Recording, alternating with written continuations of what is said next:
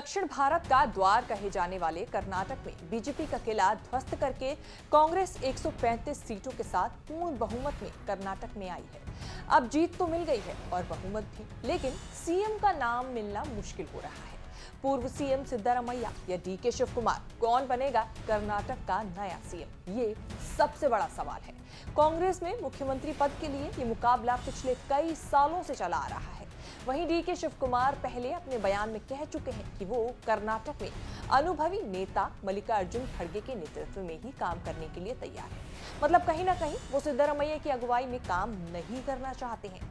ये कांग्रेस आलाकमान के लिए टेंशन की बात हो सकती है कि कहीं अब कर्नाटक में भी राजस्थान के जैसे हालात ना पैदा हो जाए, कहीं कर्नाटक में भी दूसरे गहलोत और पायलट ना खड़े हो जाए। क्या है पूरा मामला, बात करेंगे इस रिपोर्ट में। नमस्कार, मैं हूं कीर्ति और आप देख रहे हैं न्यूज़ तक। किसी बड़े राज्य में लंबे समय के बाद कांग्रेस को ये जीत हासिल हुई है। इससे पहले कांग्रेस ने पिछले साल हिमाचल प्रदेश का किला फतेह किया था। चर्चा है कि 18 मई को सीएम शपथ ग्रहण समारोह किया जाएगा, जिसमें मुख्यमंत्री और उप मुख्यमंत्री के साथ 24 से 25 मंत्रियों को भी शपथ दिलाई जा सकती है। यानी दिन तक तय हो चुका है, लेकिन कांग्रेस के लिए सीएम चुनना टेढ़ी खीर साबित होता नजर आ रहा है। कांग्रेस अध्यक्ष मल्लिकार्जुन खड़गे को कर्नाटक के अगले सीएम को चुनने की जिम्मेदारी दी गई है। ऐसे में चर्चा ये भी है कि सिद्धारमैया को सरकार की कमान सौंपकर डीके शिव कुमार को डिप्टी सीएम बनाया जा सकता है, या फिर 2.5 साल के कार्यकाल के फॉर्मूले पर भी बात की जा सकती है। लेकिन कहा जा रहा है कि इसे लेकर सिद्धारमैया शायद ही माने। कर्नाटक में सीएम कुर्सी के लिए सिद्धारमैया और डीके शिव कुमार दोनों ही अपना अपना दावा ठोक रहे हैं। सिद्धारमैया ने सीएम बनने के लिए अपनी योग्यताएं गिनाई हैं और विधायक दल का नेता चुने जाने को लेकर जोर दिया है। सिद्धारमैया ने ये कहा है कि उन्हें न केवल कुरुबाओं बल्कि सभी ओबीसी दलितों और अल्पसंख्यकों का समर्थन मिला हुआ है। इनका समर्थन कांग्रेस के लिए अगले साल होने वाले लोकसभा चुनावों में भी बेहद जरूरी साबित होगा।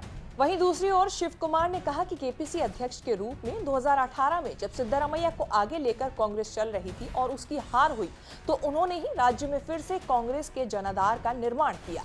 उन्होंने ये भी तर्क दिया कि 8 बार वो विधायक होने के नाते सीएम बनने की सभी योग्यताएं रखते हैं।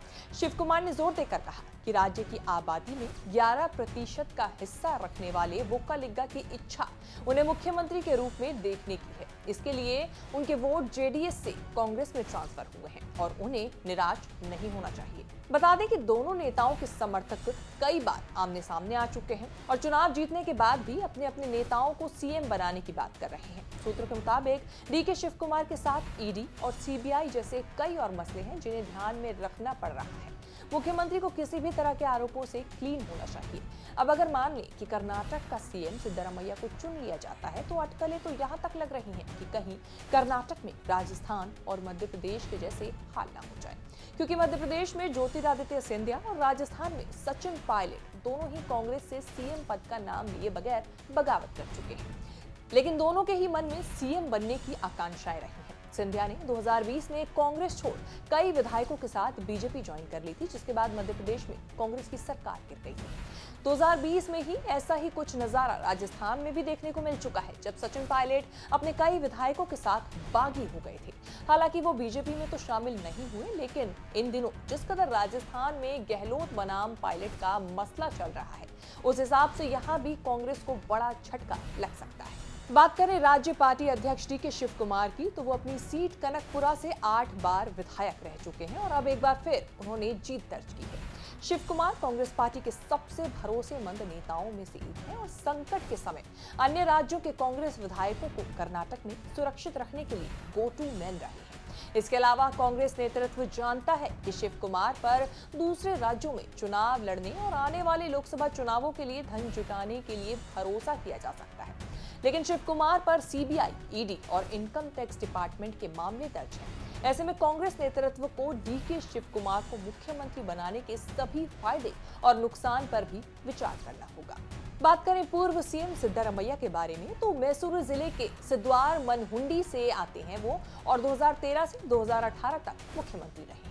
सिद्धारमैया के बारे में कहा जाता है कि राहुल गांधी को सिद्धारमैया पर पूरा भरोसा है कि 2024 के लोकसभा चुनावों में कर्नाटक में प्रधानमंत्री नरेंद्र मोदी को चुनौती देने और कांग्रेस की संभावनाओं को बढ़ाने के लिए सिद्धारमैया सबसे बड़ा दांव होगी। मुख्यमंत्री के रूप में सिद्धरामैया के कुछ कार्यों, टीपू सुल्तान को इतिहास से हटाना और उनका महिमा मंडन करना, जेल से आपराधिक आरोपों का सामना कर रहे पीएफआई और एसडीपीआई के कई कार्यकर्ताओं को रिहा करने के फैसले ने हिंदुओं के बीच उनके लिए नाराजगी बढ़ाई है और एक अच्छा प्रशासन देने में वो विफल रहे।